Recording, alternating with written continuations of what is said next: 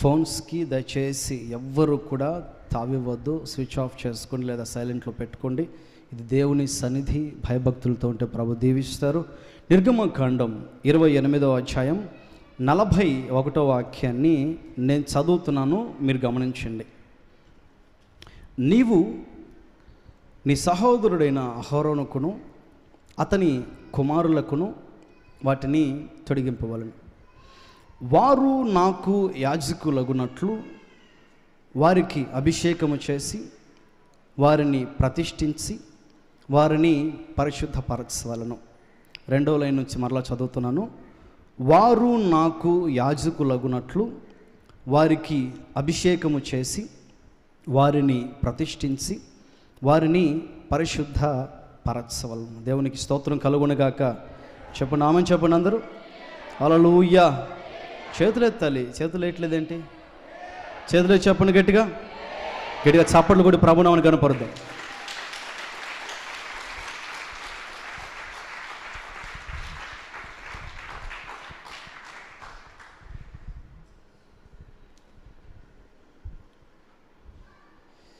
పోయిన వారం నేను మీకు ఒక సందేశాన్ని ఇచ్చాను. కొండ మీద నీకు చూపబడిన మాదిరి చొప్పున ప్రత్యక్షపు గుడారాన్ని నిర్మించటానికి జాగ్రత్త పడు మోషే. ఎందుకంటే రాబో రోజుల్లో ఇప్పుడు నువ్వు కడుతూ ఉన్న ఈ గుడారము రాబో రోజుల్లో ఆధ్యాత్మికంగా నా సంఘాన్ని నిర్మించటానికి ఒక నిజ స్వరూపం. ఇప్పుడు నువ్వు కడుతున్న ఈ గుడారము ఛాయ, నీడలాంటిది. రాబో రోజుల్లో నేను సంఘాన్ని స్థాపించేది నిజస్వరూపం లాంటిది. అందుకని వాటి మాదిరి చొప్పున నువ్వు చేయటానికి జాగ్రత్త పడు మోషే అని దేవుని చేత హెచ్చరింపబడిన వాడే ప్రత్యక్షపు గుడారాన్ని నిర్మించటం ప్రారంభించాడు. ప్రత్యక్షపు గుడారంలో 3 పార్ట్స్ ఉంటాయి. ఏవో చెప్పండి, గట్టిగా చెప్పాలి.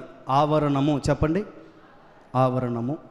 పరిశుద్ధ స్థలము చెప్పండి, అతి పరిశుద్ధ స్థలం చెప్పండి గట్టిగా. Very good. అటు చెప్తూ ఉంటే బాగుంటుంది, చురుగ్గా ఉండాలి. ఏంటిది? అతి పరిశుద్ధ స్థలం. ఈ అతి పరిశుద్ధ స్థలము దేనికి సూచన అన్నాను? సంఘపరంగా మాట్లాడుకుంటే సియోన్, యెరూషలేం. ఏంటది? సియోన్, యెరూషలేం. సాధారణంగా ఒక క్రైస్తవ్యానికి సంబంధించిన ఒక మాటగా మాట్లాడుకోవాలంటే పరలోక రాజ్యం. ఏంటది? పరలోక రాజ్యం. ఈ అతి పరిశుద్ధ స్థలములోనికి వెళ్ళటానికి పాత నిబంధన మొత్తములో ఒకే ఒక్కనికి అర్హత ఉంది. క్రొత్త నిబంధన మొత్తములో ఒకే ఒక్కనికి అర్హత ఉంది. ఆ వ్యక్తి ఎవరండి? గుడ్. ఎవరు? చెప్పులు. ఎవరైనా గట్టిగా చెప్పండి అందరూ. హోసనా? హోసనా కాదు, ప్రధాన యాజకుడు. ఎవరైనా చెప్పాలందరూ, స్మరణ చేయండి అందరూ. ఈయన ప్రధాన యాజకుడు. పాత నిబంధన మొత్తములో, క్రొత్త నిబంధన మొత్తములో అతి పరిశుద్ధ స్థలంలోనికి వెళ్ళి, ఆ పరలోక రాజ్యంలోనికి వెళ్ళి దేవుని సన్నిధిని అనుభవించగలిగిన భాగ్యం కలిగిన ఒకే ఒక వ్యక్తి ఈయన ప్రధాన యాజకుడు. ఈయన అంత అర్హత సంపాదించుకునేదానికి ఇతనిలో ఉన్న 3 లక్షణాలు పోయిన వారం నేను మీకు చెప్పాను. ఎన్ని చెప్పానండి? ఏమేమి చెప్పాను చెప్పండి. ఈయన ఎవరైనా లేవి గోత్రానికి సంబంధించిన వాడు. రెండవదిగా చెప్పండి, గట్టిగా చెప్పాలి. కహాతు కుటుంబానికి సంబంధించిన వాడు. చెప్పండి గట్టిగా చెప్పండి అందరూ. కహాతు అనే ఆయన వ్యక్తి, మీరు ఏదో అనుకుంటున్నారు దాన్ని. కహాతు అనే ఆయన వ్యక్తి, లేవి అనే ఆయన ఒక వ్యక్తి. గోత్రకర్త లేవి అనే ఆయన, కుటుంబకర్త కహాత్ అని ఆయన. కహాతు కుటుంబానికి సంబంధించిన వాడు. మూడవదిగా ఇతను ఎవరైనా అహరోను. ఎవరైనా చెప్పండి గట్టిగా. అహరోను లేవి గోత్రానికి సంబంధించిన వాడు, కహాతు కుటుంబానికి సంబంధించిన వాడు. ఈయన పేరు అహరోను. లేవి అంటే హత్తుకునేవాడు, సహోదరులను, దేవుణ్ణి హత్తుకునేవాడు లేవి అంటే. కహాతు అంటే సభ లేదా సంఘము. ఏంటది చెప్పండి. Good, very good. సంఘము. ఈయన సంఘం. ఏ సంఘం? 7వ దినమున పరిశుద్ధ సంఘముగా కూడే సంఘం. లేకపోతే వారములో మొదటి దినమున పరిశుద్ధ సంఘముగా దేవుని సన్నిధిలో కనపడే ఒక గొప్ప సంఘం ఈయన. మూడవదిగా అహరోన్. ఎవరైనా అహరోన్ అంటే కాంతి కలిగిన వాడు, ప్రకాశించేవాడు. ఎలాంటి కాంతి? కాంతి అంటే పలు రకాలుగా మన సేవకులు చాలామంది వర్తమానాలు చెప్పారు. దేవుడు నాకు ఇచ్చిన దాన్ని బట్టి ఒక క్రొత్త కోణంలో పరిచయం చేశా. ఎలాంటి కాంతి ఇది? వర్షము పడి మేఘములు వెళ్ళిపోయిన తర్వాత సూర్యోదయం అవుతుంది. సూర్యోదయం, ఆ సూర్యోదయం ద్వారా అక్కడి నుంచి వచ్చే ఒక రకమైన కాంతి ద్వారా భూమి లోపల ఉన్న పలు రకాల విత్తనాలు గడ్డి మొలకలు ఎత్తుతాయి. అంటే మొలకలు తీసుకొచ్చే, గడ్డిని మొలిపించే, మొక్కలను మొలిపించే, భూమిలో ఒక మొలకలు మొలిపించే కాంతి, అంటే ఆత్మలను కనే కాంతి, ఆత్మల సంపాదన భారం కలిగిన కాంతి అని గత వారంలో చెప్పుకున్నాం. సరే, అర్హతలు మాత్రమే ఉంటే సరిపోదు. ఈ అర్హతలు మాత్రమే ఇతనిలో ఉంటే సరిపోదు. అందుకనే మోషేతో మరొక్కసారి ప్రభు చెప్తున్నారు. తల్లి మళ్ళీ చదవండి ఎవరైనా ఆ మాట. ఇప్పుడు చదివిన మూలవాక్యం చదవండి. అయ్యా, ఈయన లేవి గోత్రికుడైనంత మాత్రాన అతి పరిశుద్ధ స్థలంలోనికి వెళ్ళడు. ఈయన కహాతు కుటుంబానికి సంబంధించిన వాడు అయినంత మాత్రాన అలా ఉంటే వెళ్తాడు, కానీ అయినంత మాత్రాన వెళ్ళడు. ఈయన అహరోనైనంత మాత్రాన అతి పరిశుద్ధ స్థలంలోనికి వెళ్ళడు. కానీ ఇతనిలో ఇంకా కొన్ని రకాల లక్షణాలు ఉండాలి. వాటిలో అక్కడ చదివిన వాక్యంలో 3 మాటలు స్పష్టంగా ఉన్నాయి. ఏమేంటవి?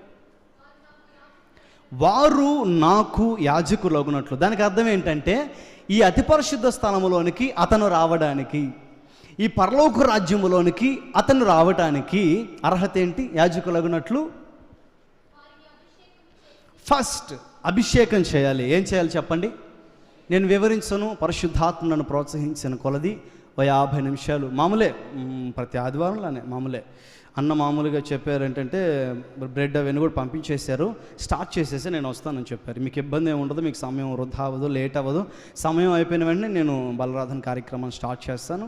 పెద్దలు రానే వస్తారు. దేవునికి మహిమ కలుగునుగాక. చెప్పాలి చేతులెత్తి. మీరు అవన్నీ నేర్చుకోవాలి, బాగుపడతారు. మీరు అవన్నీ నేర్చుకుంటే బాగుపడతారు. హలో చెప్పు చేతులెత్తి. Good, thank you so much. చూడండి, ఈ అతి పరిశుద్ధ స్థలంలోనికి నువ్వు వెళ్ళాలి అని అంటే నువ్వు లేవీయుడివి, కహాతు కుటుంబీకుడివి, అహరోనైనంత మాత్రాన సరిపోదయ్యా. నీలో కొన్ని లక్షణాలు ఉండాలి. మొట్టమొదటిది ఏంటిది? అభిషేకించి. చెప్పండి అందరూ. గుడ్. ఏంటంటే అభిషేకించి. రెండవదిగా ప్రతిష్ఠించి. ఏంటి చెప్పండి? ప్రతిష్ఠించి. మూడవదిగా పరిశుద్ధపరచాలి. అభిషేకించాలి, ప్రతిష్ఠించాలి, పరిశుద్ధపరచాలి. ఈ 3 లక్షణాలను గురించి ప్రభు నన్ను ప్రోత్సహించిన కొలది, పరిశుద్ధాత్మను ప్రేరేపించిన కొలది కొన్ని విషయాలు చెప్తా. నేను అభిషేకం పొందుకున్నా. మొట్టమొదటిది అభిషేకం పొందుకున్నాను, నాకు అభిషేకం ఉందని చాలామంది చెప్తూ ఉంటారు. అన్ని భాషలతో నింపబడ్డారో లేదో తెలీదు, ఆత్మలు ఆనందిస్తున్నారో లేదో తెలీదు, పలు రకాల లక్షణాలు వారిలో ఉన్నాయో లేవో మనకు తెలియదు. మొత్తానికి అభిషేకం పొందుకున్నావా అని అడిగితే నేను అభిషేకం పొందుకున్నానయ్యా అని అంటారు. మొదటి శతాబ్ద కాలంలో ఎఫెసీ అనే పట్టణంలో ఇంచుమించుగా 12 మంది లేకపోతే 13 పురుషుల్ని అపోస్తలుడైన పౌలు కలుసుకుంటారు. అపోస్తలుడైన పౌలు కలుసుకున్న వెంటనే, అన్నా ప్రజలాడన్నా అన్నం తిన్నారా అని అడగలే. ఏమడగలేదండి? చెప్పాలి. అన్నా ప్రైజ్లాడన్నా అన్నం తిన్నారా అని అడగలే. మనం కనబడితే ఏమడుగుతాం? అన్నం తిన్నావు అని అడుగుతాం, భారతదేశ సభ్యత సంస్కారం ప్రకారం. లేకపోతే ఏమన్నా ఎండకు పడవచ్చో, నీళ్ళు తాగుతావన్నా అని అంటారు. ఏమంటారన్నా? నీళ్ళు తాగుతావన్నా అని అంటారు. తర్వాత ఆరోగ్యం ఎట్లుందన్నా అని అంటారు. అపోస్తలుడైన పౌలుకి ఆ 13 వచ్చి ఎదరపడ్డప్పుడు పౌలు అడుగుతున్న మాట ఏంటో తెలిసిన? మీరు అభిషేకం పొందుకున్నారా అని అడుగుతారు. ఒకరు చూసుకుంటున్నారు. ఏంటి నేను కొత్త భాష మాట్లాడుతున్నాడు? ఇప్పుడు వరకు విన్న భాషలో ఒక రకంగా ఉంటే ఇప్పుడు వినే భాష మరో రకంగా ఉందే. అభిషేకము ఆ పదమే తెలియదయ్యా మాకు అని అన్నారు వాళ్ళు. ఏం తెలియదు అన్నారు? బాప్తిసం తీసుకున్నారు. అభిషేకము అనే పదమే మాకు తెలియదయ్యా అని అన్నారు. చూడండి నా దేవుని ప్రియులారా, పరలోక రాజ్యానికి వెళ్ళటానికి మన వ్యక్తిగత జీవితంలో పరిశుద్ధాత్మ ఉన్నది ఒక పాత్ర. మనలో మనం పరిశుద్ధులం కాలేం. మనలో మనం ఎవ్వరం కూడా పరిపూర్ణులం కాలేం. ఒకరు ఉపదేశించకుండా మనకి వెళ్ళే మార్గం మనకు తెలీదు. మీరు పరలోక రాజ్యానికి వెళ్ళాలి అని అంటే వేరొకడు వచ్చి మీకు బోధించాలి. ప్రభువైన యేసుక్రీస్తు చెప్పిన సత్యం ఏమిటంటే, నేను వెళ్తున్నా 33.5 సంవత్సరాలు 30 సంవత్సరాలు పరిచర్య మాదిరి చూపించా, 3.5 సంవత్సరాలు బోధ మాదిరి చూపించా, చివరి రోజుల్లో శ్రమను అనుభవించి సేవా మాదిరిని విశ్వాస మాదిరిని చూపించా. మీకు చూపించవలసిన మాదిరులన్నీ చూపించా. ఇవన్నీ కూడా థియరీ మీకు అందించేశాను. నేను వెళ్తున్నాను, నేను వెళ్ళటం మీకు మంచిది. ఎందుకంటే మీకు థియరీ సరిపోదు, మీకు బోధించబడిన బోధ ఒక్కటే సరిపోదు, మీకు ప్రాక్టికల్ అవసరం, మీకు చేయటం. ఇక మీరు వాటిని అనుభవంలో వాటిని ఆచరణలో పెట్టడం అవసరం. అందుకని నేను వెళ్ళి వేరొక ఆదరణకర్తను పంపిస్తా. ఆయన వచ్చి ఆదరణకర్త అయిన పరిశుద్ధాత్ముడు వచ్చి మీ పై ఉండి మీలో ఉండి మీతో ఉండి మీకు అనేకమైన విషయాల్ని బోధిస్తాడు. ఎటు వెళ్ళాలి, ఎటు వెళ్ళకూడదు, ఏం చేయాలి, ఏం చేయకూడదు, ఎలా ఉండాలి, ఎలా ఉండకూడదు. చూడండి, మనం చాలా సందర్భాల్లో అవివేకంగా ప్రవర్తిస్తూ ఉంటాం.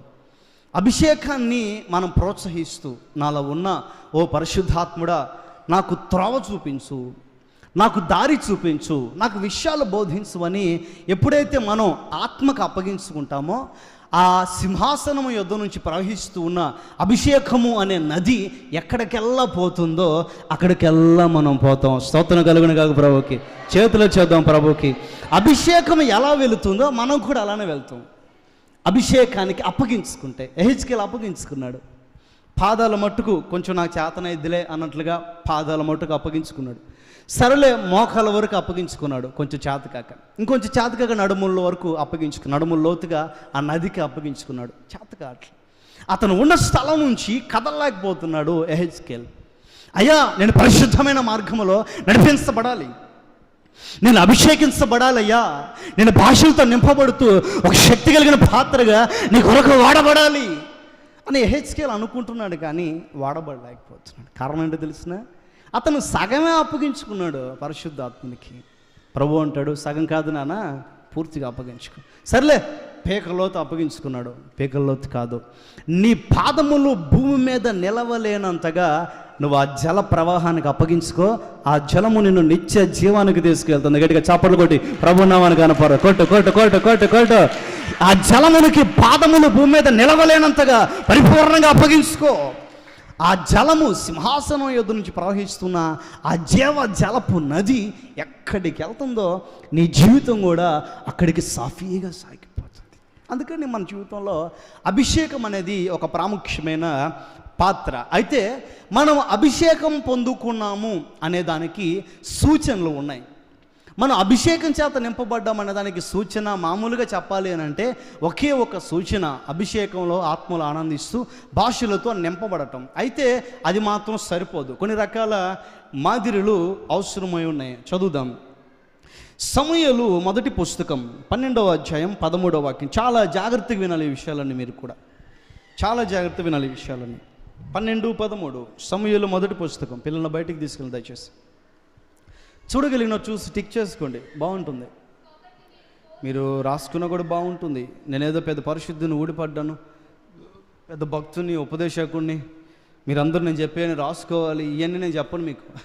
మీకు ఉపయోగపడతాయి అంతే. రాసుకోకపోయినా ఏమనుకోను. నాన్న కొంచెం గట్టిగా.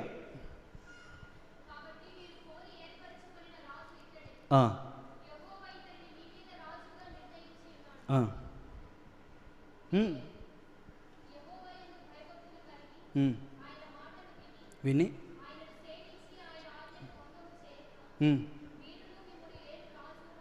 12-13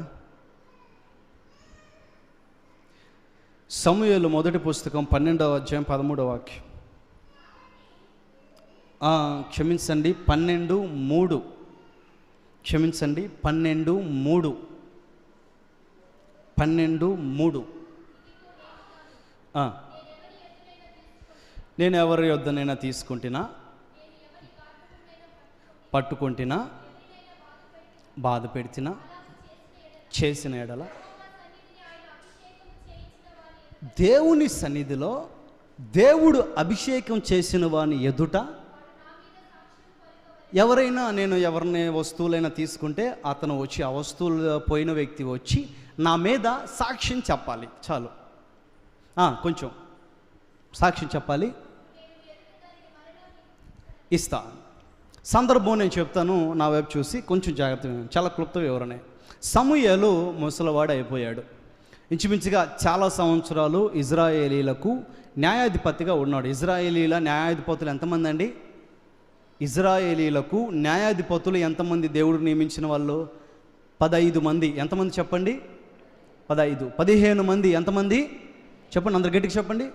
15 మంది. 15 మందిలో చివరి వాడు సమూయేలు. చివరి న్యాయాధిపతి సమూయేలు. చాలా సంవత్సరాలు న్యాయం తీరుస్తూ వచ్చాడు. ముసలివాడు అయిపోయాడు.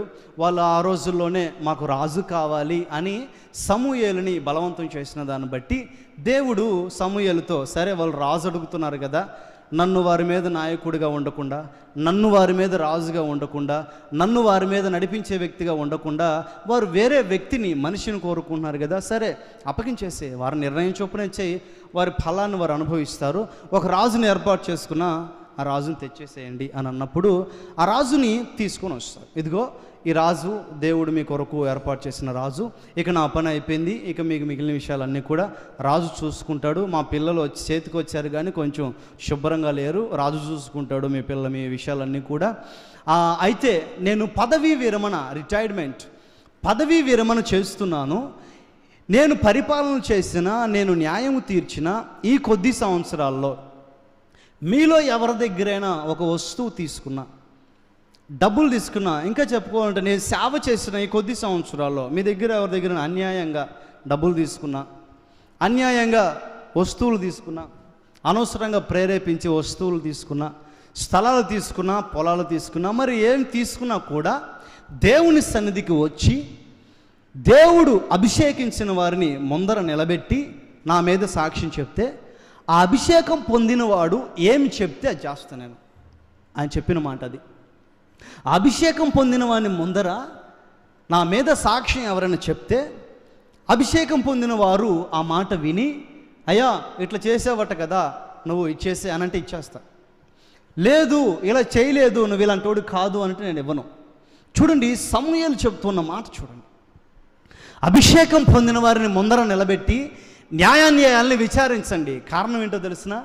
అభిషేకం పొందినవాడు అబద్ధం చెప్పడు. స్తోత్రం కలుగును గాక ప్రభువుకి, స్తోత్రం కలుగును గాక ప్రభువుకి. అభిషేకం పొందుకున్న వాడిని నోట అబద్ధం ఉండదు.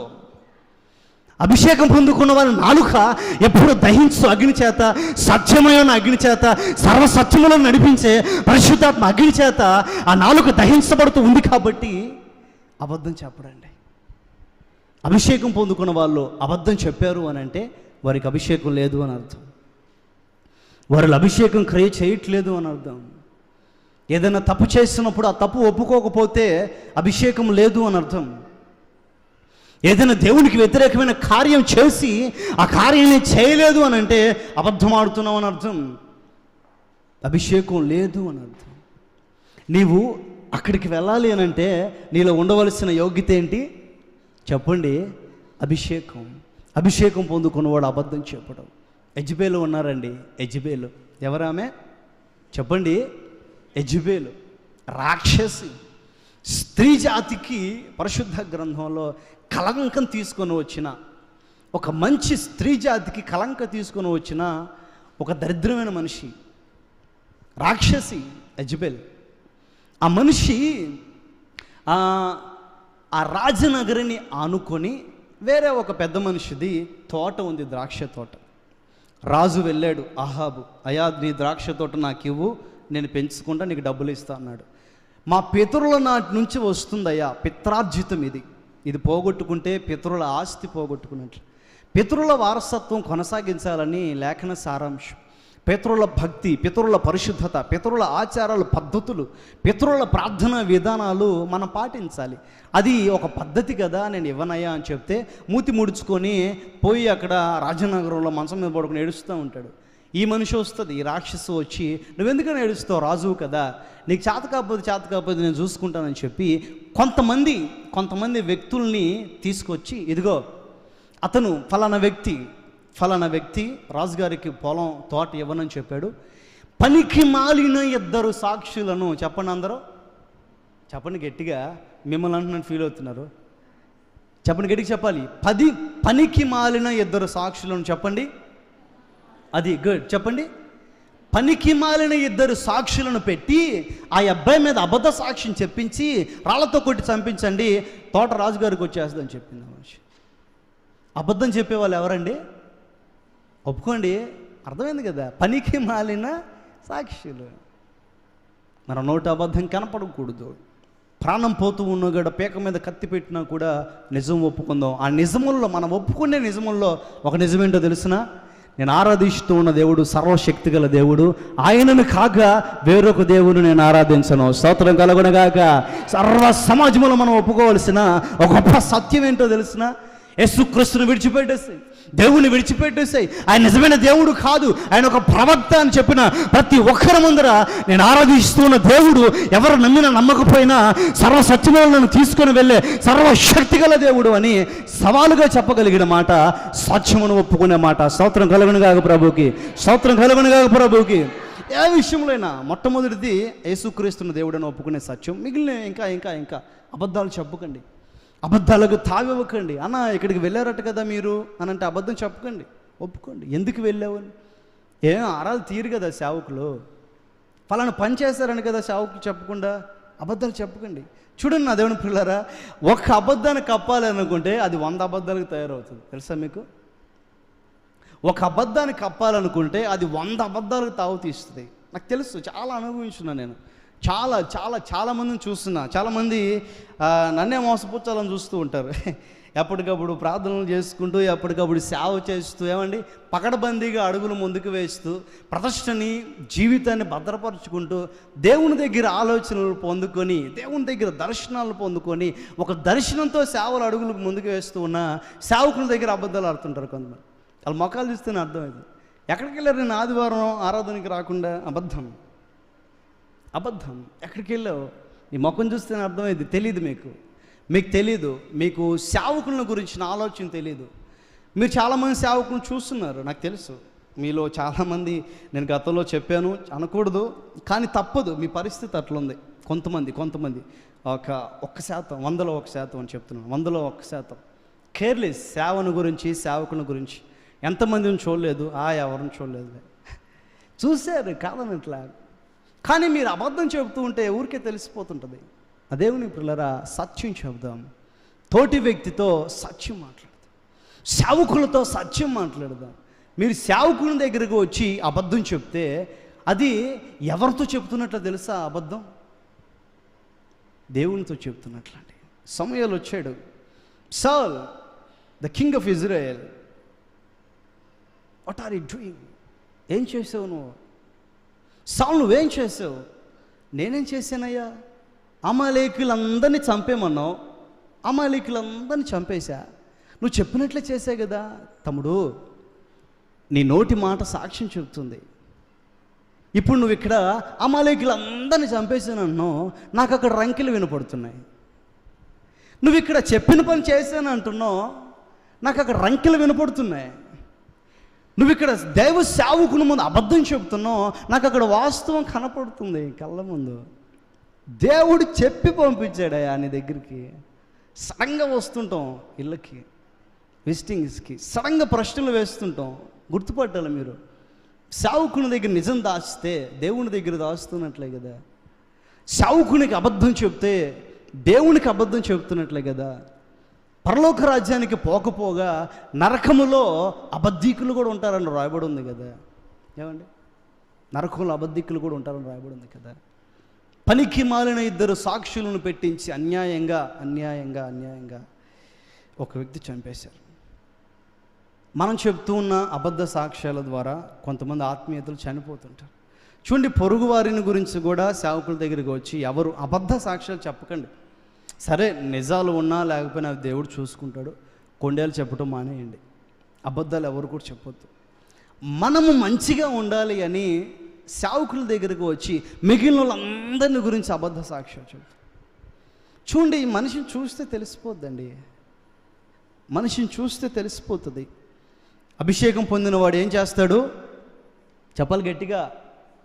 చెప్పండి, నేనేం చెప్పట్లేదు మీకు, సింపుల్, ఇవన్నీ కూడా తాత్కాలికమైనవి. అభిషేకం పొందిన వారిలో ఉండే లక్షణం ఏంటి? గట్టిగా ఒప్పుకోండి. సత్యము చెప్తాడు. ఒప్పుకోండి. చెప్పాలి. సత్యము చెప్తాడు. ఒప్పుకోండి. సత్యము చెప్తాడు. రెండవది అభిషేకం పొందిన వారిలో ఉన్న లక్షణం. కీర్తన 141:5. కీర్తన 141:5. జస్ట్ ఇంటిమేషన్ ఇస్తా. ఇవన్నీ మీకు అవసరం ప్రియులరా, దయచేసి నిర్లక్ష్యంగా మాత్రం ఉండొద్దు. 141:5 తల్లి. నీతిమంతులు నన్ను కొట్టడం నాకు ఉపకారం, వారు నన్ను గద్దించుట నాకు తైలాభిషేకం. చూడండి చూడండి దేవుని ప్రియులారా, నన్ను చూడండి అందరూ చూడాలా బ్రదర్స్, కరెదర్స్ చూడండి, లేపండి, నిద్రపోయాం, లేపండి, తల చూడండి దేవుని ప్రియులారా. ఈయన అభిషేకం పొందుకున్నవాడు కనుకనే అతి పరిశుద్ధ స్థలంలోనికి వెళ్ళటానికి అర్హత సంపాదించుకున్నాడు. తమను వెళ్ళిపో, అర్థమైపోయింది వాళ్ళకి, వెళ్ళిపో. అభిషేకం పొందుకున్నవాడు. అభిషేకం పొందుకునే వారిలో లక్షణాలు ఏంటో తెలిసిన? మొట్టమొదటిది ఏంటిది? సత్యం చెప్తాడు. రెండోది ఏంటో తెలిసిన? నీతిమంతులు నన్ను గద్దించుట నాకు తైలాభిషేకం. అంటే నీతిమంతుల గద్దింపుని ఒక గొప్ప అభిషేకంగా తీసుకుంటాడండి.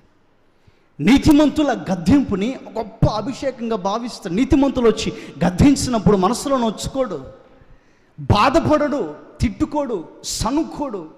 ఏమండి, పబ్లిక్గా వచ్చి చెప్పడం సంగతి తర్వాత, కానీ సావుకుల వర్తమానాల్లోంచి పరిశుద్ధాత్ముడు ఏదైనా ఒక మాట మాట్లాడాడంటే హృదయాలు నొచ్చుకుంటాయి. పిల్లరా, నేను చెప్తాను, హృదయాలు నొచ్చుకోవటం కాదు, హృదయాలు తెరవబడాలి. అయ్యో, నేను ఈ స్థితిలో ఉన్నాను కదా, నా పరిస్థితి ఇది కదా, నేను ఇలాంటి పరిస్థితుల్లో ఇలాంటి అనుభవాలు కూడా నడిపించబడుతున్నాను కదా. ఒక మాట తిట్టకూడదు, ఒక మాట అనకూడదు. డైరెక్ట్గా ఏం తిట్టం అనుకోండి, నేను నేర్చుకున్న పరిస్థితులు ఉపదేశాన్ని బట్టి డైరెక్ట్గా ఏం తిట్టం. డైరెక్ట్గా ముఖం దగ్గరికి వచ్చి నువ్వు అదే అంటావా? అనకూడదు కూడా. దేవుని శరీరం అది, అనకూడదు కూడా. ఉపదేశాన్ని బట్టి, దేవుని వాక్యాన్ని బట్టి దేవుడు పలు కోణాల్లో మాట్లాడుతుంటాడు, పలు కోణాల్లో గద్దిస్తూ ఉంటాడు.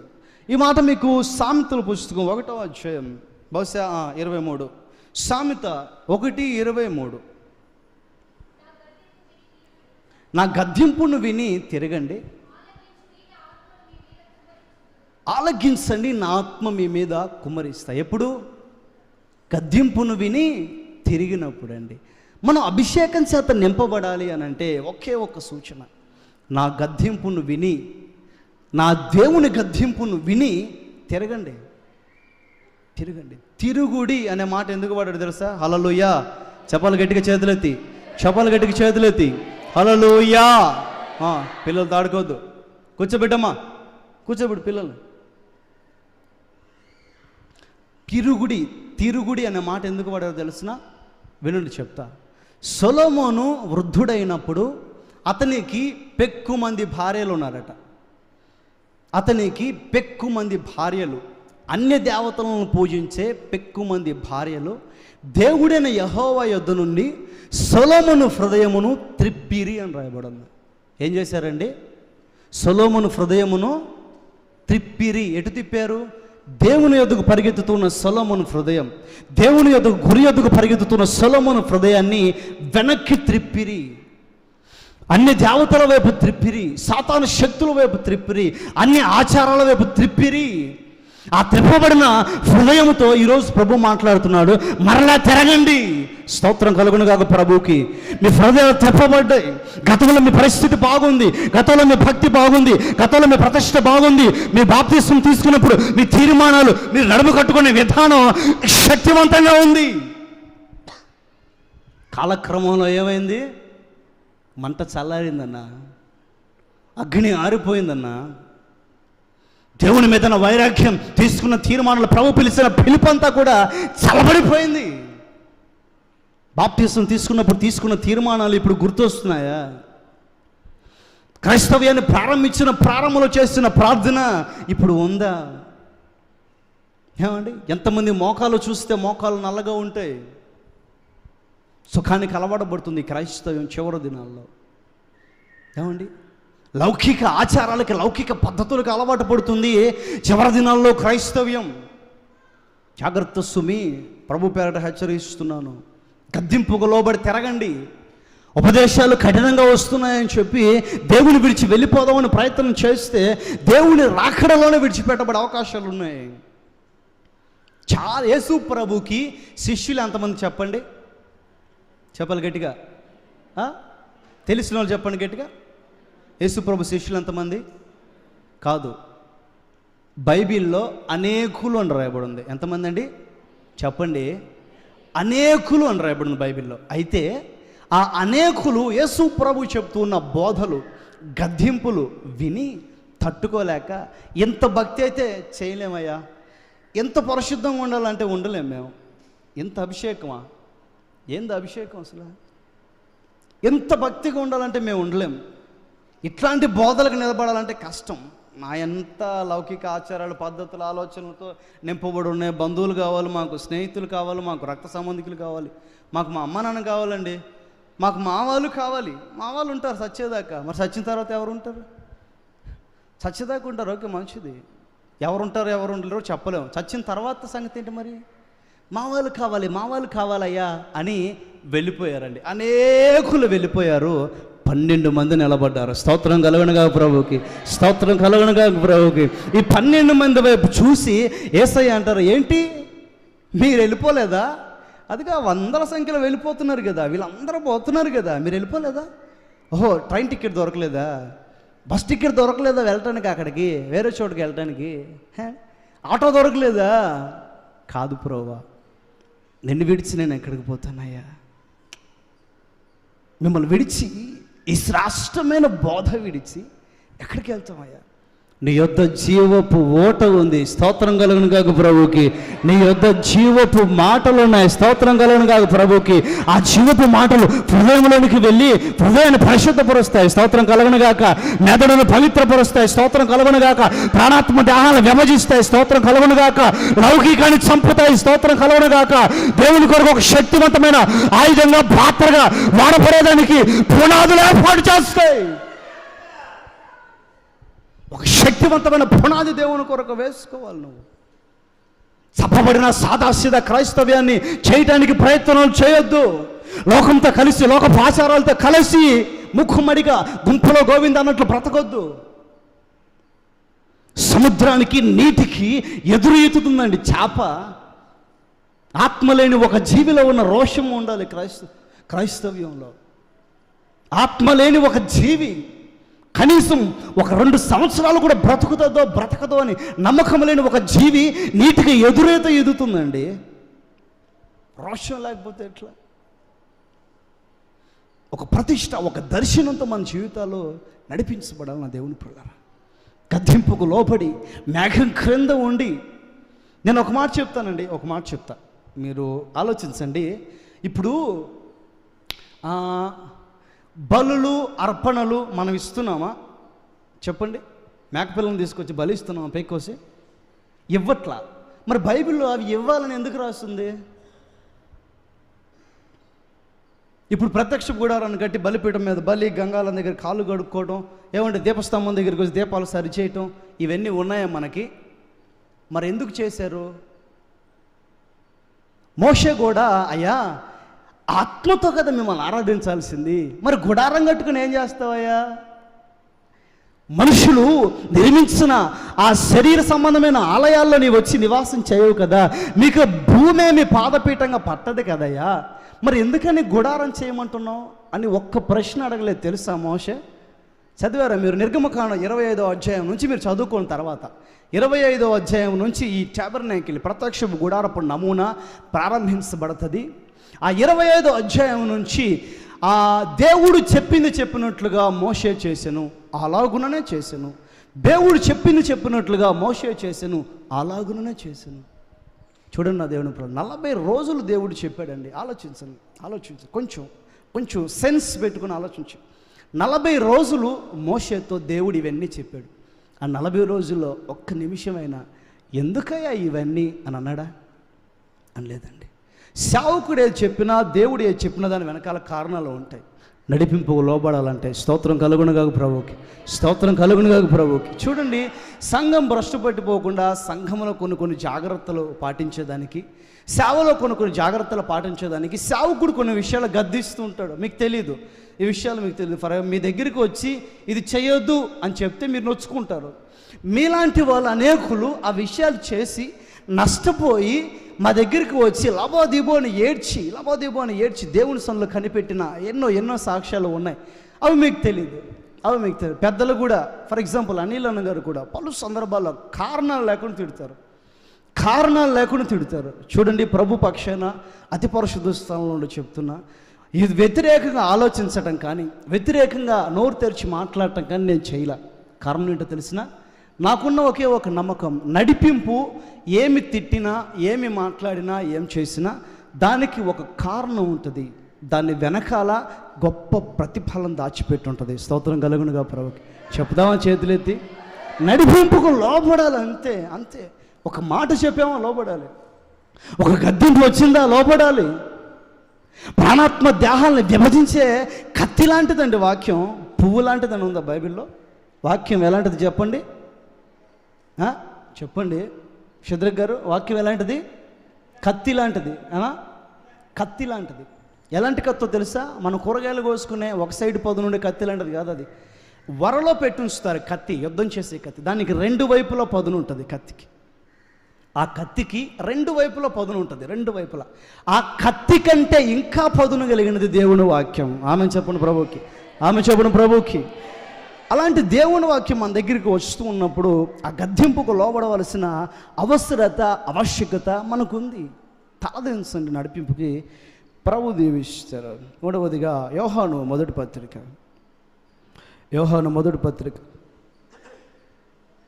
2:20.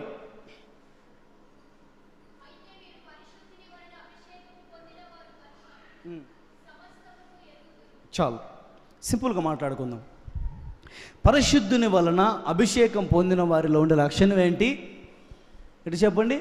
సమస్తమును ఎరుగుదురు. దీనికి ప్యారలల్గా ఒక మాట ఉంది. కొరింథీయులకు రాసిన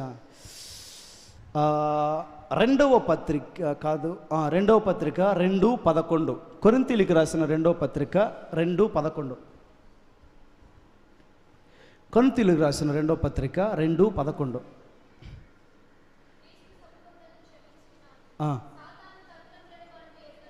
సాతాను తంత్రములను మనము ఎరుగని వారము కాము. ఈ రెండు ప్యారలల్ గమనించారా? అభిషేకం పొందుకున్నవాడు సమస్తమును ఎరుగుతాడు, సమస్తం గుర్తుపెట్టుకుంటాడండి. అభిషేకం పొందుకున్నవాడు మన జీవితంలో ఒక కష్టం వచ్చినా, ఒక నష్టం వచ్చినా, ఒక బాధ వచ్చినా, ఒక వ్యతిరేకత వచ్చినా, ఎవరైనా మన మీద వ్యతిరేకంగా లేచినా అభిషేకం పొందుకున్నవాడు గుర్తుపెట్టుకుంటాడు. ఎందుకు లేచింది? ఏదన్నా విషయం తెలియకపోతే ప్రార్థనలో కనిపెడతాడు. ఏదైనా విషయం తెలియకపోతే ప్రార్థన చేసుకుని, ఇదే దీనికి కారణం అని గుర్తుపడతాడు. ఎవరు? అభిషేకం పొందుకున్నాడు. ఎవరని చెప్పండి గట్టిగా. అభిషేకం పొందుకున్నవాడు సమస్తమును ఎరుగుదుడు, అన్నీ తెలుసుకుంటాడు. ఏది? లోక సంబంధమైన జ్ఞానానికి సంబంధించిన విషయాలు కాదు, లౌకికమైన అన్ని విషయాలు ఎరగటం కాదు, దైవ సంబంధంగా మనం ఎదుర్కొనే ప్రతి పరిస్థితి ఎలాగుంటాయి, దాని తర్వాత జరిగే పర్యవసనాలు ఏంటి, ఒక తప్పుడు అడుగు వేస్తే దాని వెనకాల జరిగే నష్టం ఏంటి, ఒక మంచి అడుగు వేస్తే దాని వెనకాల జరిగే లాభం ఏంటి చూడాలి. అటెండ్ చూస్తున్నారు. హల్లెలూయా. అమ్మా ఏంటి?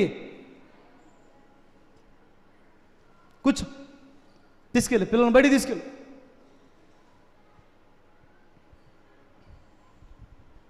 దేవుని మందిరంలో వణికే వాళ్ళు దేవుని మందిరంలో. తెలియట్లా మీకు? మరి ఎన్ని విషయాలు నేర్చుకోవట్లేదు నాకు తెలియదు, కానీ మీరు ఇవన్నీ కూడా నేర్చుకొని దేవుని సన్నిధిలో నిజముగా వణుకుతూ ఉంటే పరలోక రాజ్యపు వారసత్వం మీదేనండి. స్తోత్రం కలుగును గాక ప్రభువుకి. చెప్పండి హల్లెలూయా. కుటుంబంలో ఒక వ్యతిరేకమైన పరిస్థితి వచ్చి చేరుకున్నప్పుడు అభిషేకం పొందుకున్నవాడు ఎరుగుతాడు. ఇది సాతాను తంత్రమా? పౌలు అంటాడు, సాతాను తంత్రములను మనం ఎరుగని వారం కాదు. ఏదో ఒక పూర్వకంగా పడవేయాలని, వెనక్కి తీసుకెళ్ళాలని. ఎందుకంటే ఆయన పడిపోయినాడు కదా. సాతానుడు ఎవరండి? పడిపోయినాడు కదా. అంతకుముందు ఎక్కడున్నాడు? ఆకాశంలో ఉన్నాడు. అంతకుముందు ఎక్కడున్నాడు? దేవుని దగ్గర ఉన్నాడు. అంతకుముందు ఎక్కడున్నాడు? దేవుని స్తుతించే జాబితాలో ఉన్నాడు. అంతకుముందు ఎక్కడున్నాడు? దేవునికి పరిచర్య చేసే జాబితాలోనే, కాలుచున్న రాళ్ల మధ్యలోనే సంచరిస్తూ ఉన్నాడు ఆ సాతానుడు. అభిషేకం పొందుకున్న కెరూబుగా, ఎలా చెప్పండి అభిషేకం పొందుకున్న కెరూబుగా కాలుచున్న రాళ్ల మధ్యలో పరిశుద్ధుల సమాజంలో సంచరిస్తూ ఉన్నాడు. తప్పు చేశాడు, పాపం చేశాడు, పడిపోయాడు, అభిషేకం పోగొట్టుకున్నాడు. ఇప్పుడు అతను మన దగ్గరికి వచ్చి మన దగ్గర ఉన్న అభిషేకాన్ని దొంగిలించడానికి పలు రకాల భ్రమలు, పలు రకాల ఆలోచనల్ని తీసుకొస్తూ ఉంటాడు. ఎందుకంటే ఆయన అభిషేకం పోగొట్టుకున్నాడు కదా. నాకు లేని అభిషేకం వీళ్ళకు కూడా ఉండకూడదు. కొంతమంది స్వార్థంతో ఉంటారు కదండి. నాకు లేనిది వీళ్ళకి దక్కాలా, నాకు లేనిది వీళ్ళకు ఉండాలా అని అనుకుంటుంటారు కదా. అట్లాంటివాడే అనమాట ఈయన కూడా. ఇతని దగ్గర నుంచే ప్రారంభమైందే అట్లాంటి దరిద్రమైన ఆలోచన. చూడండి నా దేవుని ప్రియులారా, అతని అభిషేకం పోగొట్టుకున్నది కాక మన అభిషేకం దొంగిలించాలని ప్రయత్నాలు చేస్తుంటారు. ఇలాంటి పరిస్థితుల్లో జాగ్రత్తగా ఉండాల్సిన అవసరం లేదా? పైకి తలెత్తి పక్షి జాగ్రత్తగా ఉండాల్సిన అవసరం లేదా? అభిషేకం ఎక్కడ పోతుందా? ఏమండి, అభిషేకం ఎక్కడ నష్టపరుచుకుంటామా? పన్నీరు బూడిదలో పోస్తే మరలా తీసుకోగలుగుతామా అండి? అద్దము చేయిజారి పగిలిపోతే మరలా తయారు చేయగలుగుతామా అండి? అలాంటిది కాదు అభిషేకం. ఏమండి, సబ్బు అరిగిపోతే, సబ్బు వర్షానికి తడిచి అరిగిపోయింది అనుకోండి. ఇప్పుడు ఆ సబ్బు దగ్గరికి వెళ్ళి మరలా నూతన పరచబడు అంటే సబ్బు నూతన పరచబడుతుందా అండి? ఆలోచించేద్దాం నా దేవుని ప్రియులారా. దేవుని అభిషేకాన్ని ఎందుకని నిర్లక్ష్యం చేస్తాం? అభిషేకం పొందుకున్న వాడిలో ఉన్న ఒక లక్షణం ఏంటి తెలిసిన? సమస్తమును గుర్తుపడతాడండి. బైబిల్లో ఇంకో మాట ఉంది, బుద్ధిమంతుడు అపాయం వచ్చుట చూచి దాగును.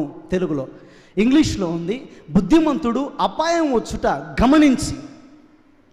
బుద్ధిమంతుడు అపాయం వచ్చుట ముందుగానే, తర్వాత రోజుల్లో అపాయం వస్తుందని ముందుగానే గమనించి జాగ్రత్త పడతాడు.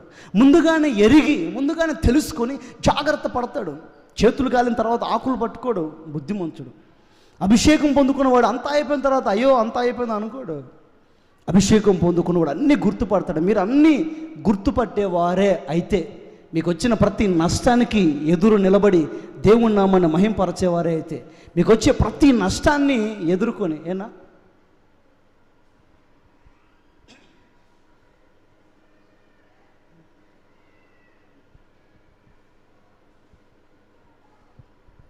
చూడండి నా దేవుని హల్లెలూయా చెప్దాం. చేతులెత్తి చెప్పాలి గట్టిగా, చేతులెత్తాలి, చేతులెత్తలు గట్టిగా, చేతులెత్తలు గట్టిగా. హల్లెలూయా. ఆ దేవుని ప్రియులారా ఆలోచించేద్దాం. అభిషేకం పొందుకున్నవాడు అన్నీ గుర్తుపడతాడండి. ఈ నష్టం ఎందుకు వచ్చింది, ఈ బాధ ఎందుకు వచ్చి. చూడండి, యెహోషువలో ఈ లక్షణం కనపడుతుంది. ఎవరైనా చెప్పండి, యెహోషువ ఒకసారి హాయి పట్టణం దగ్గరికి, గుర్తుపెట్టుకోండి ఈ విషయాలను మీకు తెలియాలి. హాయి అనే ఓ పట్టణం మీదకి ఇజ్రాయేలీలు యుద్ధానికి వెళ్తారు. ఆ పట్టణస్థులు చాలా తక్కువ మంది, కొద్ది మంది అని లక్షల సంఖ్యలో వీళ్ళు ఉన్న అంతమంది వెళ్లకుండా కొద్ది వేల మంది వెళ్తారు. వాళ్ళు అందరూ కూడా ఓడిపోయి భయపడి వెనక్కి తిరిగి పరిగెత్తుకొని వస్తాడు. యెహోషువ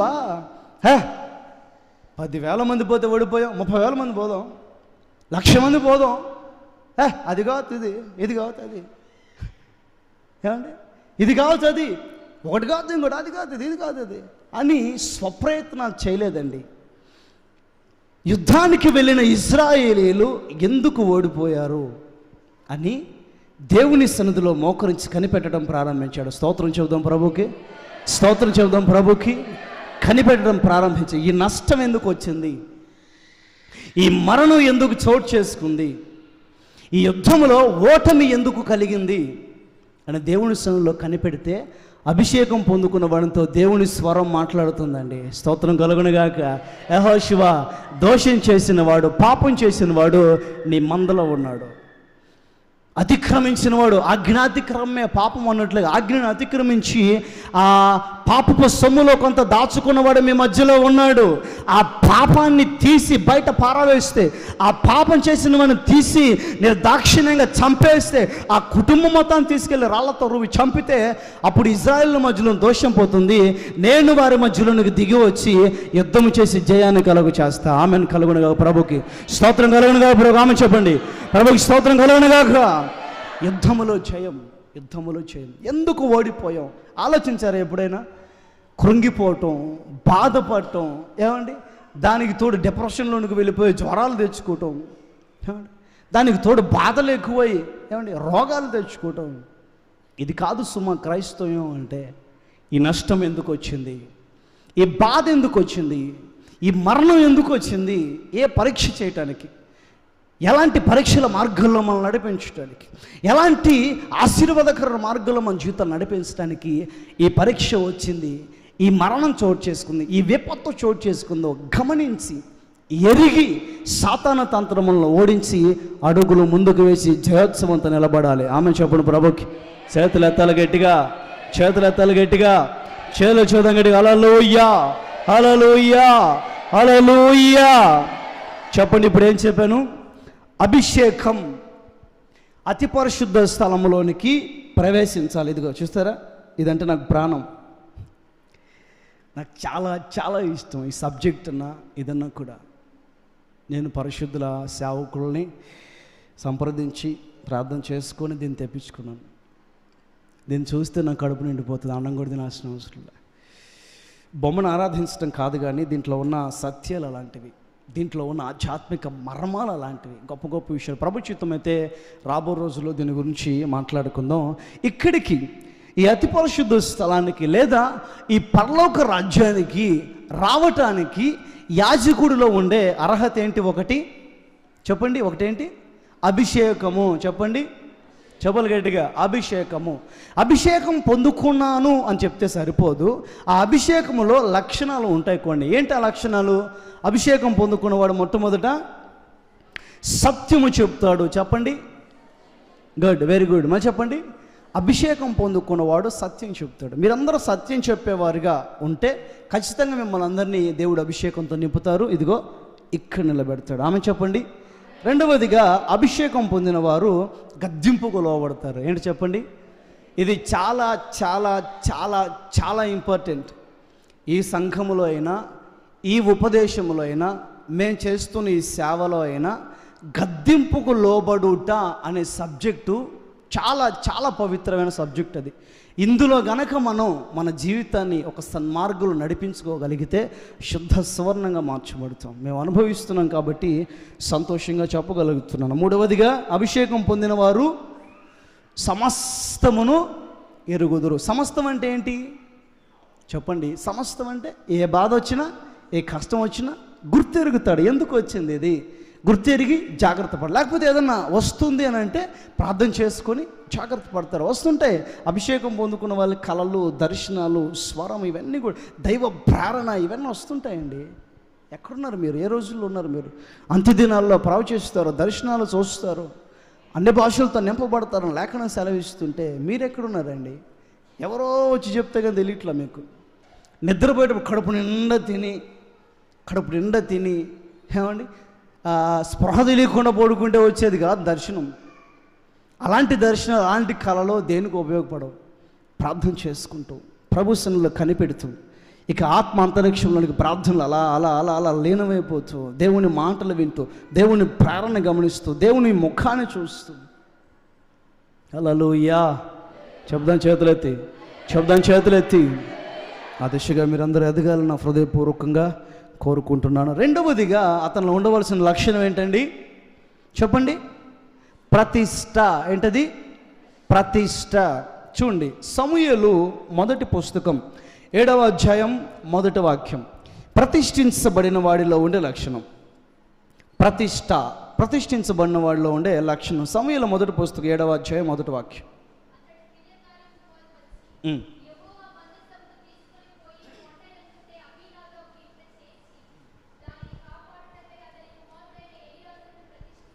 చూడండి, మందసమును కాపాడుటకై ఒక వ్యక్తి ప్రతిష్ఠించబడ్డాడు.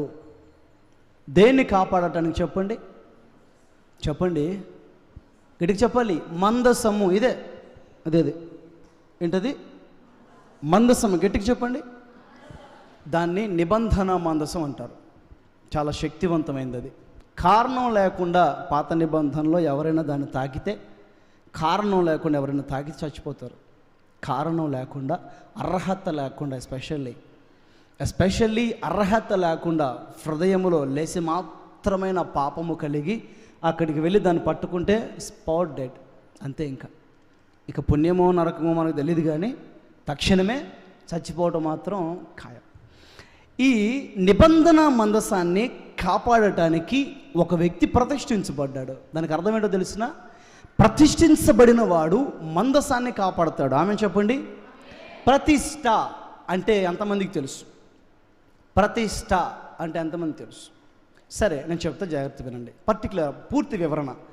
ప్రతిష్ఠ అని అంటే ఏదైనా ఒక వస్తువుని దేవుని పని కొరకు మనము ప్రతిష్ఠిస్తే ఆ వస్తువు అక్కడ తప్ప మరెక్కడా వాడబడకూడదు. అర్థమైందా? ఫర్ ఎగ్జాంపుల్, అదిగో అక్కడ కనపడుతున్నాయి కదా బల్లారాధన సామాన్లు. అవి అక్కడ స్టీల్ కప్పు ఉంటుంది, ఆ తర్వాత గ్లాసులు ఉంటాయి, పాత్రలు ఉంటాయి. ఏమండి, మంచి మంచి పాత్రలు ఉంటాయి. ఈ పాత్రల్ని ఇక్కడ వాడి మరలా అక్కడికి తీసుకొని వెళ్ళి యథావిధిగా వంటగదిలో పెట్టి వాడకూడదు. వాడరు కూడా. సేవకులకు తెలుసు, వాడరు. వాళ్ళు కడిగి శుభ్రం లోపల పెడతారు. చెప్తున్న విషయం, ఆ ప్రతిష్ఠించిన వాటిని అక్కడ తప్ప ఎక్కడ వాడకూడదు. ఆ పనికి తప్ప ఏ పనికి వాడకూడదు. దేవుడు మిమ్మల్ని అందరినీ ప్రతిష్ఠించారు అని ఎంతమందికి తెలుసు? దేనికి ప్రతిష్ఠించాడో తెలుసా? మందసాన్ని కాపాడటానికి ప్రతిష్ఠించాడు. మందసము అంటే సంఘం. ఏంటది? చెప్పండి గట్టిగా. మందసము అంటే సంఘం అండి. యేసుక్రీస్తు మనల్ని సంఘాన్ని కాపాడటానికి పెట్టాడండి. మరి కాపాడుతున్నామా? మనల్ని ప్రతిష్ఠించి మందిరంలో పెట్టాడు. మీకు అర్థమవ్వాలి. మనల్ని ప్రతిష్ఠించి కాపాడతావు. వచ్చిన ఒక విశ్వాసిని ప్రేమగా పలకరించి కూర్చోబెడతావు. వచ్చిన ఒక విశ్వాసితో ప్రేమగా మాట్లాడి మందిరంలో స్థిరపరుస్తావు. వచ్చిన ఒక విశ్వాసికి గ్లాస్ నీళ్ళు ఇచ్చి మందిరంలో స్థిరపరుస్తావు. వచ్చిన విశ్వాసిని కలిగిన పలకరింపులతో పలకరించి, ఎవరు మీరు, ఎక్కడి నుంచి వచ్చారు? మేము కూడా ఫలానా ప్రాంతం నుంచి వస్తున్నాం, మేము కూడా ఆ రూట్లోనే వస్తాం, మీరు కూడా వచ్చేయండి బ్రదర్, మీరు కూడా వచ్చేయండి సిస్టర్, మంచిగా కలిసి వెళ్దాం, ఆటో తీసుకొస్తాను, నేను ఆటోలో వెళ్ళిపోదాం, మంచిగా అట్లా వెళ్ళిపోయి దేవుని మందిరానికి వచ్చి దేవుని సన్నిధిలో ఆరాధించుకొని మరలా యథావిధిగా ఇంటికి వెళ్ళిపోదాం. మందసాన్ని కాపాడే ప్రతిష్ట. ఏంటది? చెప్పండి. ప్రతిష్ఠించబడిన వాళ్ళు చేసే పని ఏంటి? ఒక సిస్టర్ వచ్చారు, ఒక బ్రదర్ వచ్చారు. హలో బ్రదర్, బాగున్నారా? ఆరోగ్యం ఎట్లుంది? బాగున్నారా? ఇంట్లో వాళ్ళందరూ ఎట్లున్నారు? ఏంటి ఈ మధ్య రావట్లేదు మీరు? వస్తే బాగుంటుంది కదా. ఎంత బాగుంటుంది వస్తే. ఏంటి ఆగిపోయావు? జ్వరం వచ్చిందా? ఓ జ్వరం వచ్చిందా? అయ్యో, ఇంట్లో వాళ్ళందరికీ వచ్చిందా? మీకు మాత్రం వచ్చిందా? నాకు మాత్రం వచ్చి. ఓకే, తగ్గిపోయిందా?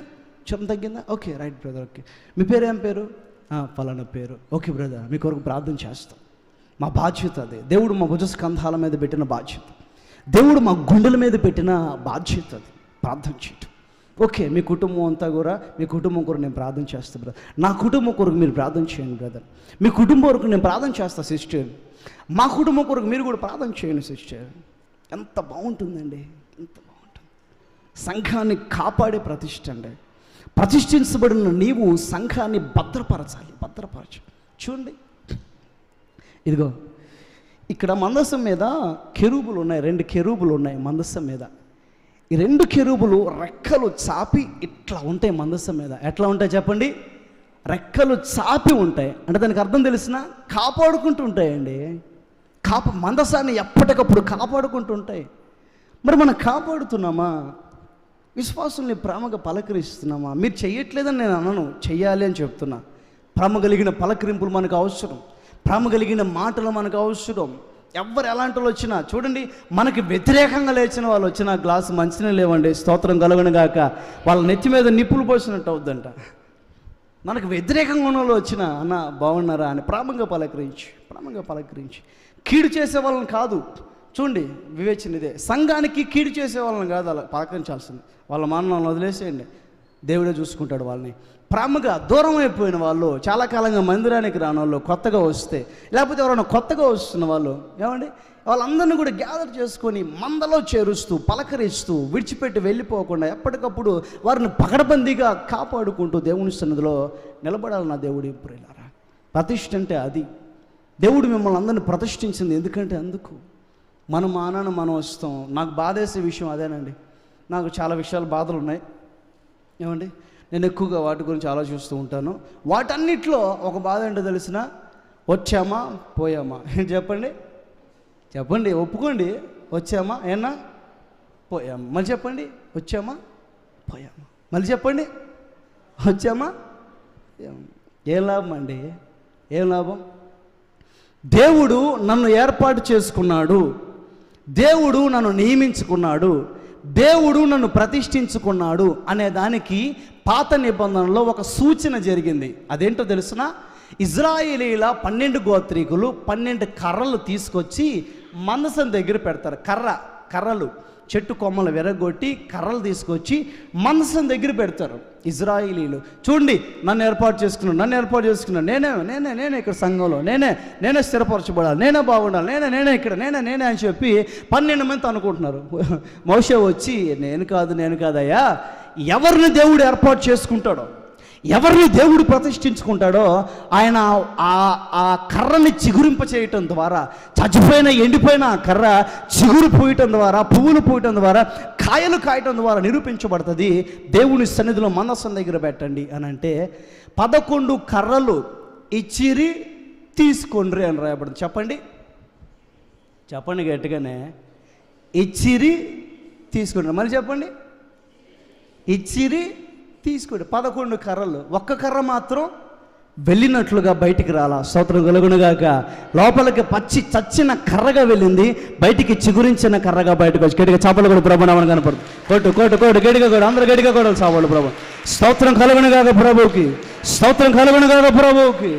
ఆ దేవుని పిల్లలారా, చచ్చిన కర్రగా లోపలికి వెళ్ళింది, జీవము లేని కర్రగా లోపలికి వెళ్ళింది. గుడారం లోపలికి జీవము కలిగి ఒక సాక్షి సమూహంగా బయటకు వచ్చిందండి. ఒక సాక్షి. దేవుడు మిమ్మల్ని ప్రతిష్ఠించింది జీవంతో ఉండటానికి. నేనున్నానని చెప్పుకునేదానికి కాదు, ఇచ్చిరి తీసుకోండి అని చెప్పుకునేదానికి కాదండి. ప్రియులారా, మీరుంటున్న ఏరియాలో ఎంతమందికి దేవుని నామాన్ని పరిచయం చేసి, దేవుని పేరట వాళ్ళకి దేవుని వాక్యాన్ని చెప్పి మందిరానికి ఆకర్షించేదానికి ప్రయత్నం చేస్తున్నాము. మందసాన్ని కాయాలి కదా, మనస్సాన్ని గురించిన బాధ్యత మీకు ఉండాలి కదా. సేవకులు చూసుకుంటారని మీరు అంటారు చాలామంది. నేను చెప్తున్నాను, సేవకులైనా విశ్వాసులైనా ఒకటే. దేవుడిచ్చిన అర్హతను బట్టి, ఫర్ ఎగ్జాంపుల్ ఎస్ఐ గారు ఉన్నారండి. ఎవరు చెప్పండి? నిద్ర వస్తున్నాడు గట్టి హల్లెలూయా. ఎందుకు వస్తుంది నిద్ర ఎందుకు వస్తుంది? వాక్యం చెప్తుంటే.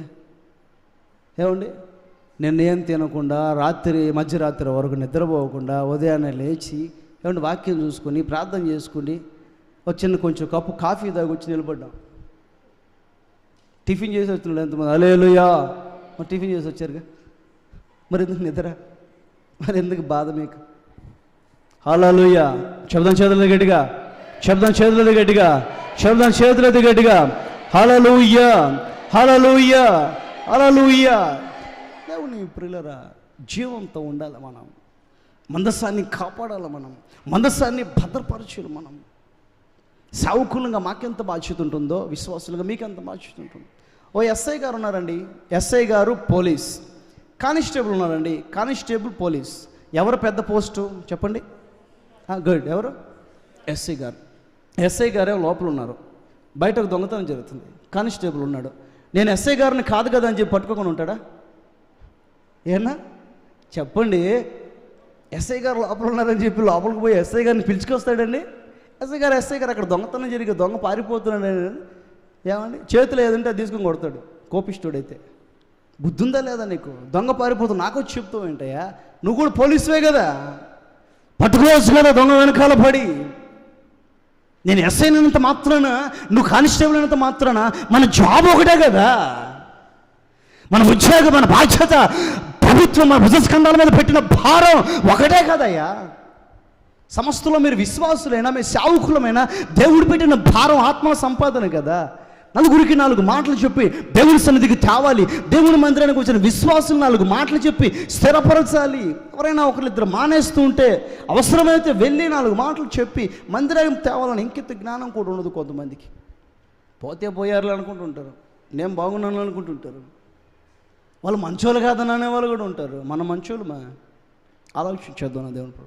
ప్రతిష్ఠించబడిన వాళ్ళలో ఉండే లక్షణం ఏంటి చెప్పండి? చెప్పాలి. సంఘమును కాపాడుతాడు. చెప్పండి, మళ్ళీ చెప్పండి. సంఘమును కాపాడుతాడు. పౌలు కూడా కొరింథీ పత్రిక రాస్తారు. ఒక మాట చూడండి. కొరింథీలకు రాసిన 2వ పత్రిక 11:28-29. కొరింథీలకు రాసిన 2వ పత్రిక 11వ అధ్యాయం 28-29. అమ్మా దయచేసి లేచి తిరగొద్దు. ఎందుకు తిరుగుతున్నారు? కనీసం 1 గంట కూర్చోలేరా? 1 గంట. దయచేసి లేచి తిరగొద్దు. ఎవరు చూడండి. సంఘములన్నింటినీ గురించిన చింతయు కలదు. సంఘాన్ని గురించిన భారం రోజు రోజుకి ఎక్కువైపోతుంది. సంఘములో ఎవరైనా బలహీనమయ్యారా? ఆ స్థితి నాకు వచ్చినంతగా ఫీల్ అవుతా. నేను కూడా బలహీనం కాదా? ఎవరైనా సంఘంలో బలహీనం అయిపోయారా? అనారోగ్యాల పాలైనా, కొంచెం ఆత్మీయతలో వెనకంజ వేసిన వాళ్ళు బలహీనలు అయిపోయారా? నా బలహీనత నాకు వచ్చినంతగా ఫీల్ అవుతా. ఎవరైనా తొట్టుపడి సహవాసాన్ని విడిచిపెట్టాడా? నాకు మంట కలుగుదా? ఎంతమంది కలుగుతుందండి మంట? ఏమండి, అయ్యా ఎండకు తట్టుకోలేకపోతే వదిలేనైనా అనుకునే వాళ్ళే ఉన్నారు ఎక్కువ మంది. ఏమండి, ఎంతమంది కలుగుతుంది మంట? గతంలో ఉన్న విశ్వాసులు కొంతమంది లేరు ఇక్కడ. ఎంతమందికి ఉంది మంట? కొంతమంది లేరు ఇక్కడ. ఆ మంట ఎంతమందికి ఉంది? దేవుడు లెక్కాడు అక్కడ. ఈ రాత్రి మీ ప్రాణం పోయిందనుకోండి, పోతారని చెప్పర్లే, కానీ పోయిందనుకోండి దేవుని సన్నిధికి వెళ్తారు. దేవుడు అడుగుతాడు కదా, మీ బ్రదర్ రావాలే ఏడి అని. కయీన్ హేబెల్ ఎక్కడ? ఆలోచించేద్దామా? మీరు దేవుని సన్నిధికి వెళ్తారు, దేవుని సన్నిధిలో నిలబడతారు. కయీన్ హేబెల్ ఎక్కడ? అప్పుడు హేబెల్ చెప్పిన, కయీన్ చెప్పిన ఆ మాట ఏంటండి? నేనేమన్నా కాపలావన్నా? నాకేం పని? ఏమన్నాడండి? నేను కాపలావన్నా? నాకేం పనాయా? వాళ్ళ సేవ వాళ్ళు చూస్తారు, నా సేవ నేను చేస్తాను. ఆ మాట చెప్పిన కయీన్ పరిస్థితి ఏమైంది? మీరు అలా అవుతారని నేను చెప్పనండి, బాధ్యతగా ఉండండి అని చెప్తాను. చాలామంది మందిరం మానేసి విడిచిపెట్టిన వాళ్ళు ఉన్నారు, వాళ్ళని గమనించండి. లేకపోతే ఇప్పుడిప్పుడే లూజ్గా ఉండే వాళ్ళు ఉన్నారు, వాళ్ళు గమనించండి. సరే, వాళ్ళ సంగతి వదిలేయండి. ప్రస్తుతం కళ్ళ ముందు కనబడే వాళ్ళు చాలామంది ఉన్నారు. చాలామంది ఎక్కడి నుంచి వస్తున్నారు ఏంటి అని పలకరించి, బుద్ధిగా వాళ్ళతో స్నేహం చేస్తూ, మంచిగా పవిత్రంగా ఉంటూ, పవిత్రమైన పలకరిస్తూ, మీకు చేతనైతే, మీకు వస్తే దేవుని మాటలు 4 మాటలు చెప్తూ, వాళ్ళని స్థిరపరుస్తూ, మందిలో స్థిరపరచదని ప్రయత్నం చేయండి. దేవునికి మహిమ కలుగునుగాక. చెప్పలు గట్టిగా. అతి పరిశుద్ధ స్థలములోనికి వెళ్ళాలి అనంటే మొట్టమొదట ఉండవలసిన లక్షణం ఏంటి? అభిషేకము. రెండవదిగా ఉండవలసిన లక్షణం ఏంటి చెప్పండి? ప్రతిష్ట. మూడవదిగా చెప్పి ముగించేదాన్ని ప్రయత్నం చేస్తాను ఒక 10 నిమిషాలు. పరిశుద్ధత. హెబ్రీ పత్రిక 12:14లో పరిశుద్ధత లేకుండా ఎవరు కూడా దేవుని చూడటం అసాధ్యం అని ఉంటుంది. ఈ మాట ఇంకో చదవండి. పేతురు మొదటి పత్రిక 1:16. పేతురు మొదటి పత్రిక 1:16. ఇవన్నీ కూడా మీకు ఉపయోగపడతాయి. నేను ధైర్యంగా చెప్పే మాట ఏంటంటే, ఇవెవరు చెప్పరు మీకు.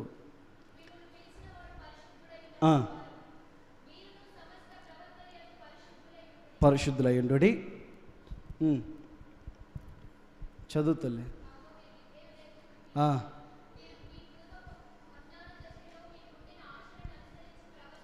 ప్రవర్తింపక ప్రకారం సమస్త ప్రవర్తనయందు పరిశుద్ధులై. ఆ మాట నోట్ చేసుకోండి.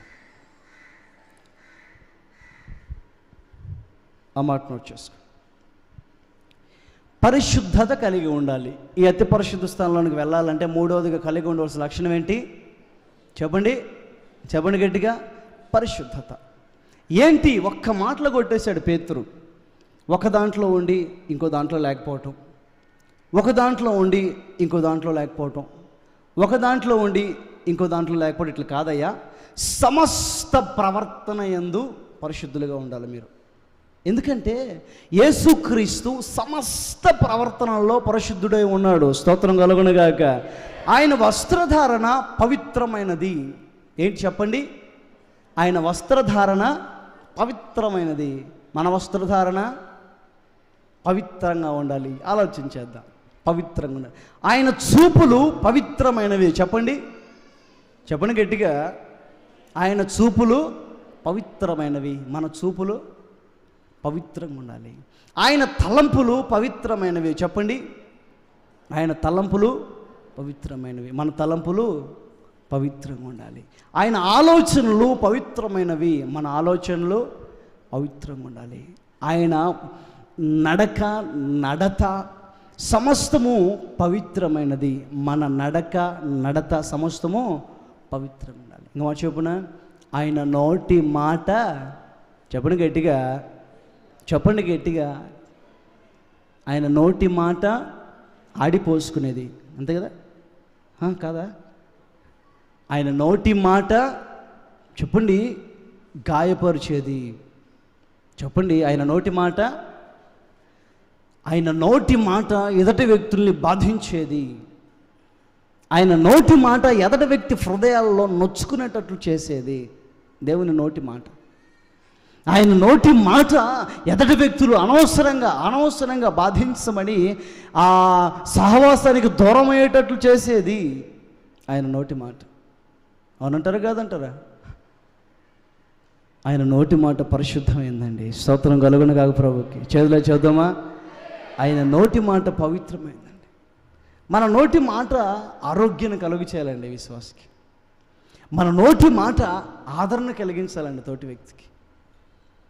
మన నోటి మాట ధైర్యపరచాలండి తోటి వ్యక్తిని.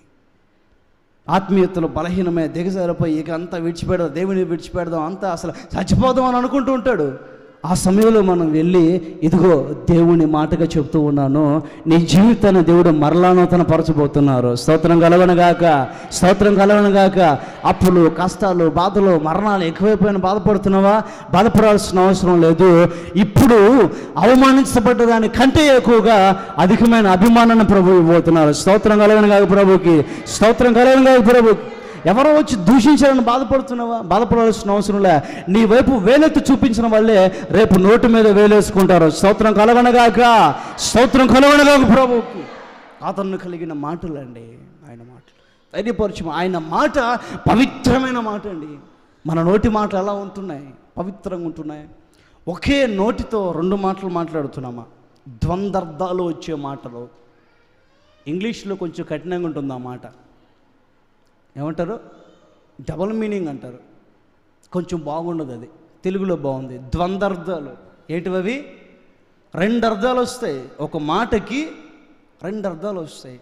శపించబడ్డ మాటలు అవన్నీ కూడా ఒక మాటకి రెండు అర్థాలు వస్తాయండి. చాలా కన్నింగ్గా మాట్లాడుతుంటారు.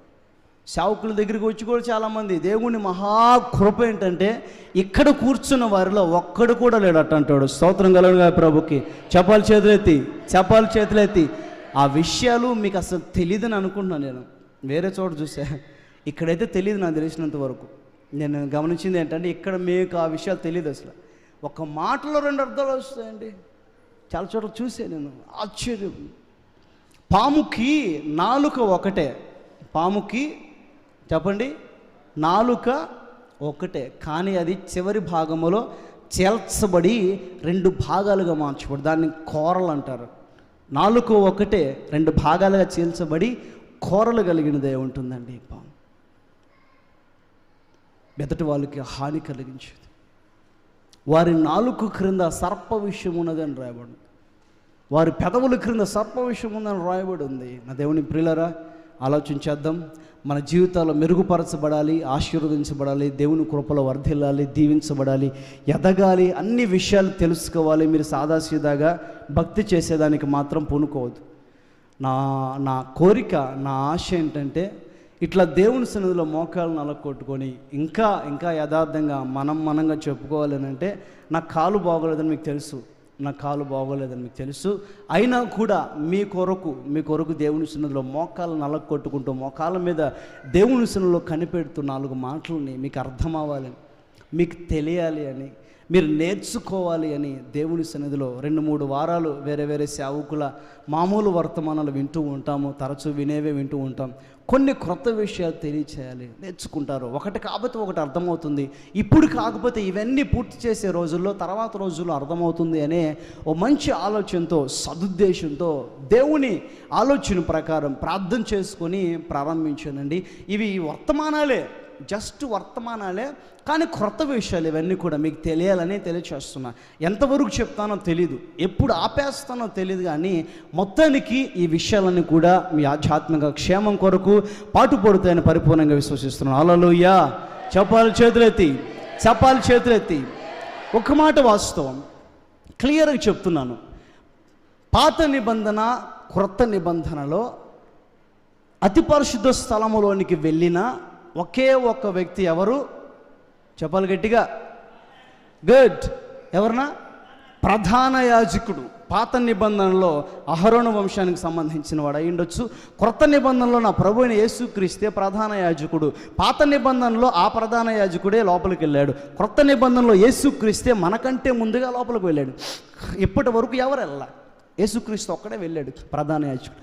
మనము కూడా వెళ్ళాలి అని అంటే ఖచ్చితంగా ప్రధాన యాజకులంగా ఉండాలి. నిన్నటి దినం చెప్పా, లేవీలు, కహాతు కుటుంబీకులు, అహరోను అని. సరే వదిలేసేయండి, నిన్నటి వాళ్ళు చెప్పేసా. ఇప్పుడు చెప్పింది విషయం ఏంటి? ప్రధాన యాజకునిలో ఉండవలసిన లక్షణాలు ఏంటి చెప్పండి. మొట్టమొదటిది అభిషేకించబడాలి. అభిషేకించబడిన వాడు అబద్ధ సాక్ష్యము చెప్పడు, సత్యమే పలుకుతాడు. అభిషేకించబడినవాడు ఇంకా చెప్పండి. అభిషేకించబడినవాడు సత్యం చెప్తాడు. ఇంకా అభిషేకించబడి అన్నిటిని వివేచిస్తాడు. ఇంకా చెప్పండి.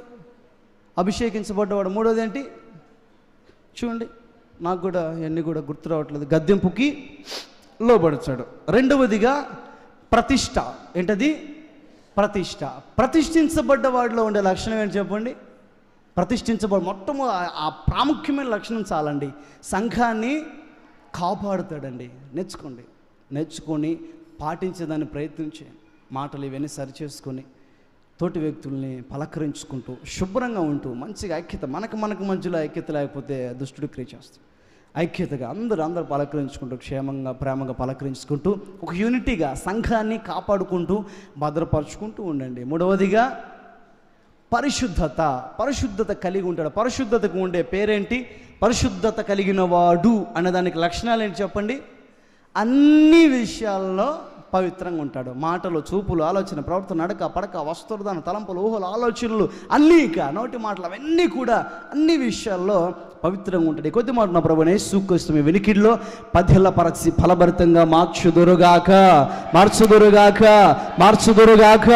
ఒక్క మాట వృధా కాకుండా ప్రభు కార్యాలని చేయుదురుగాక. మిమ్మల్ని అందరినీ కూడా ప్రధాన యాజకులుగా మార్చి అతి పరిశుద్ధ స్థలమైన సియోను యెరూషలేములో మనల్ని అందరినీ ప్రభు చేర్చుదురుగాక. మా గురించి స్థలంలో ఉంచి కండ్లు మోయండి. ప్రార్థన చేసుకొని ప్రార్థన పూర్వకంగా ప్రభు రక్త మాంసాలు చేతులు వేద్దాం. ప్రతి మాట కూడా గుర్తుపెట్టుకునే దానికి ప్రయత్నం చేయండి ప్రియులారా. మరీ చెప్తున్నాను. ఒక్కొక్క మాటని తలంచుకుంటూ, దయచేసి ఎవరు నిర్లక్ష్యంగా ఉండొద్దు, లేచి తిరిగేదానికి ప్రయత్నం చేయొద్దు. ఆ రోజు ఎజ్రా వర్షములో ప్రసంగం చెప్తుంటే ఒక్క ఇజ్రాయెల్ కాలు కదలలేదండి.